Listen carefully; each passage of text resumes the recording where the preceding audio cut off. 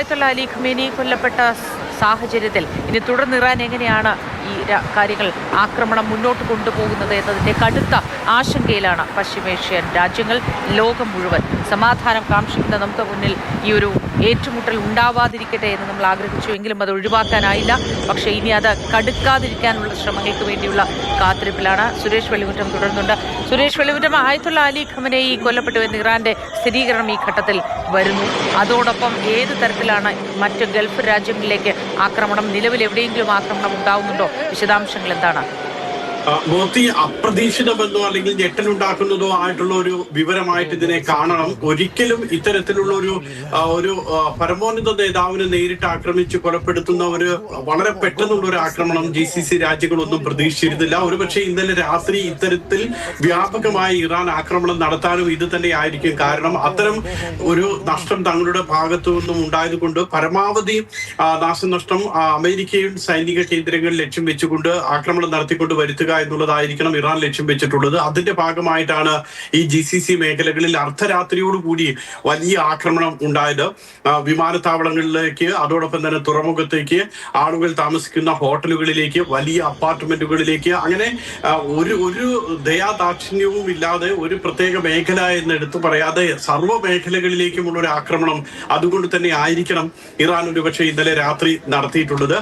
ഏതായാലും UAE വലിയ 2 പേരുടെ മരണമാണ് ഇപ്പോൾ ഇതുവരെ സ്ഥിരീകരിക്കാവുന്നത്. ഇന്നലെ പകലുള്ള പാകിസ്ഥാൻ സ്വദേശിയുടെ മരണവും ഇന്നലെ അർദ്ധരാത്രിയിൽ അബുദാബി അന്താരാഷ്ട്ര വിമാനത്താവളത്തിലേക്ക് നടത്തിയിട്ടുള്ള ആക്രമണത്തിന്റെ ഭാഗമായി സംഭവിച്ചിട്ടുള്ള മരണവും, അങ്ങനെ 2 മരണം UAE തന്നെ സംഭവിച്ചിരിക്കുന്നു. UAE മാത്രമാണ് ഇപ്പോൾ ഇതുവരെ മരണം റിപ്പോർട്ട് ചെയ്തിട്ടുള്ളത്. അതേസമയം ഏതാണ്ട് 11ഓളം പേർക്ക് UAE മാത്രം പരിക്കേറ്റിട്ടുണ്ട്. നേരത്തെ മൂത്തി സൂചിപ്പിച്ചതുപോലെ ഖത്തറിൽ ആക്രമണം ഉണ്ടായി. ഖത്തറിൽ 8 പേർക്കാണ് പരിക്കേറ്റിട്ടുള്ളത്. ബഹ്റൈൻ അന്താരാഷ്ട്ര വിമാനത്താവളത്തിലേക്ക് ആക്രമണം ഉണ്ടായി. അവിടെ ആർക്കും പരിക്കേറ്റതായിട്ടുള്ള റിപ്പോർട്ടില്ല. പക്ഷേ ബഹ്റൈൻ അന്താരാഷ്ട്ര വിമാനത്താവളത്തിന് കേടുപാടുകൾ പറ്റിയിട്ടുണ്ട്.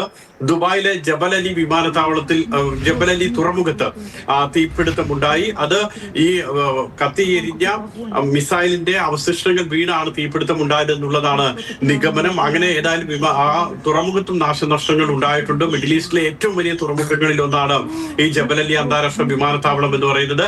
അതോടൊപ്പം തന്നെയാണ് ദുബായിലെ ബുർജ് അൽ അറബിലേക്ക് ആക്രമണം നടന്നത്. ബുർജ് അൽ അറബ് GCC ലോകത്തിലെ തന്നെ ഏറ്റവും പ്രധാനപ്പെട്ട ഹോട്ടലുകളിൽ ഒന്നാണ് ബുർജ് അൽ അറബ്. അവിടേക്ക് ഡ്രോൺ ആക്രമണമാണ് ഇന്നലെ രാത്രി ഉണ്ടായിട്ടുള്ളത്. ഇങ്ങനെ അതോടൊപ്പം തന്നെയാണ് നേരത്തെ പറഞ്ഞ ബഹ്റൈനിലെ ഏറ്റവും പ്രധാനപ്പെട്ട മനാമയിലൊക്കെയുള്ള ഏറ്റവും പ്രധാനപ്പെട്ട തന്ത്രപ്രധാനമായിട്ടുള്ള കേന്ദ്രങ്ങളിലേക്ക് ആക്രമണം നടക്കുന്നത്. ഇങ്ങനെ ബഹ്റൈനിലെ ആളുകൾ താമസിക്കുന്ന സ്ഥലത്തേക്ക് ആക്രമണം നടത്തുന്നു. ദുബായിൽ വിമാനത്താവളത്തിലേക്കും തുറമുഖത്തിലേക്കും ആക്രമണം നടത്തുന്നു. അതോടൊപ്പം തന്നെ ഖത്തറിൽ പൊതുസ്ഥലങ്ങളിലേക്ക് വരെ ആക്രമണം നടത്തുന്ന സാഹചര്യം ഉണ്ടാകുന്നു. ഇങ്ങനെ എല്ലാ മേഖലകളിലേക്കുമാണ് ഇന്നലെ രാത്രി ഇറാന്റെ ഭാഗത്തുനിന്ന് ഇത്തരത്തിലുള്ള.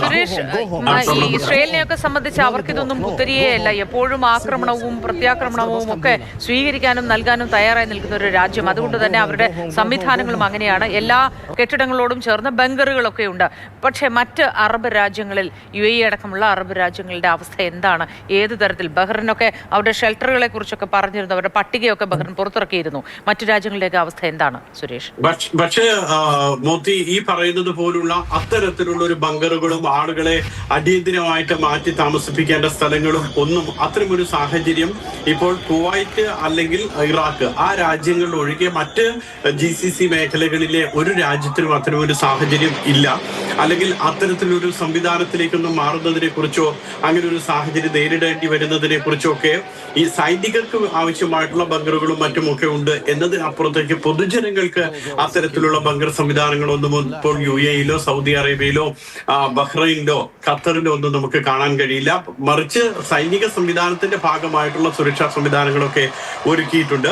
മാത്രമല്ല ഇപ്പോൾ UAE, ദുബായ്, അബുദാബി ഒക്കെ നമ്മൾ നോക്കുകയാണെങ്കിൽ അങ്ങനെ ആളുകളെ മാറ്റി പാർപ്പിക്കാവുന്ന ഒരു സാഹചര്യവുമല്ല. കാരണം ഒറ്റ നില ഒരു കെട്ടിടം എന്ന് പറയുന്നത് തന്നെ 60 നിലകളോ 100 നിലകളോ ഒക്കെ ഉള്ള കെട്ടിടങ്ങളാണ്.